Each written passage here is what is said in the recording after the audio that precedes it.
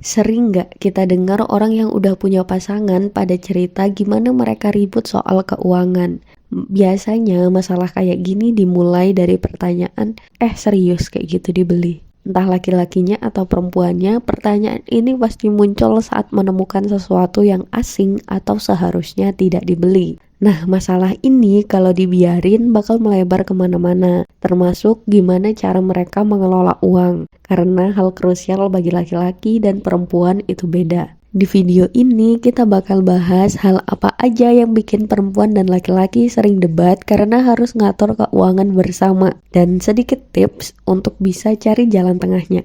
Yuk mulai!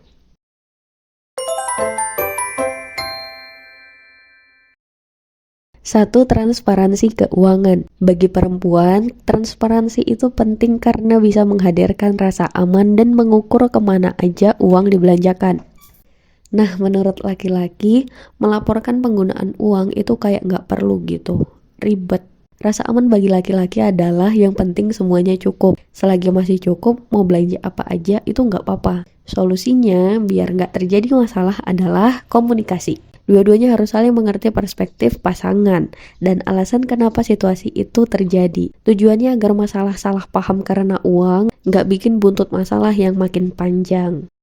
2. Pengeluaran untuk hobi. Nah, ini sering banget jadi masalah. Laki-laki cenderung berani mengeluarkan uang untuk hal-hal yang mendukung hobi mereka. Dan kadang jumlahnya nggak sedikit. Beda banget sama perempuan yang harus mikir berkali-kali untuk beli sesuatu. Perempuan mengutamakan keperluan keluarga di atas kepentingannya sendiri. Apalagi cuma sekedar hobi. Masalah ini bisa diatasi dengan menetapkan anggaran pribadi untuk hobi masing-masing. Saling dukung untuk punya ruang bagi diri sendiri, menyalurkan hobi, dan tetap punya keuangan yang aman.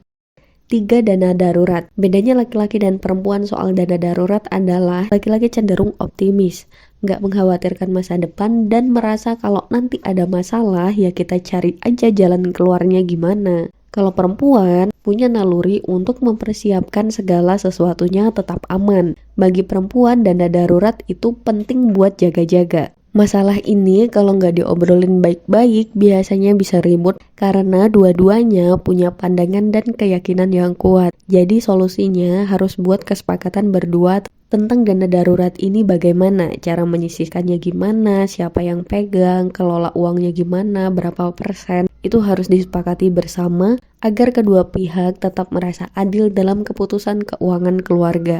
4. Prioritas belanja rumah tangga. Biasanya yang punya prioritas untuk belanja rumah tangga itu perempuan. Bukan FOMO, tapi karena ada naluri untuk mempercantik rumah. Jadi hatinya selalu tergerak untuk mengubah sesuatu. Masalahnya, laki-laki tidak relate dengan perasaan ini. Biasanya laki-laki akan berpikir, ini kan masih bagus, kenapa diganti?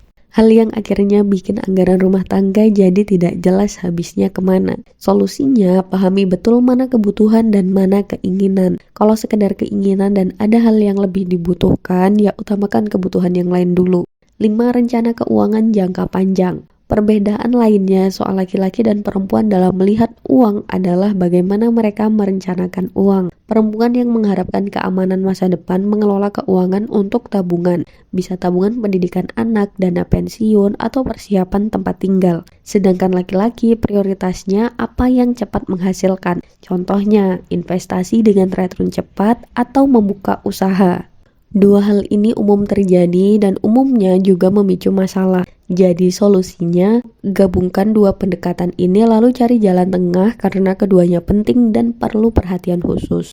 Pada akhirnya, masalah keuangan adalah bagaimana cara tiap orang memandang dan mengelola uang tersebut.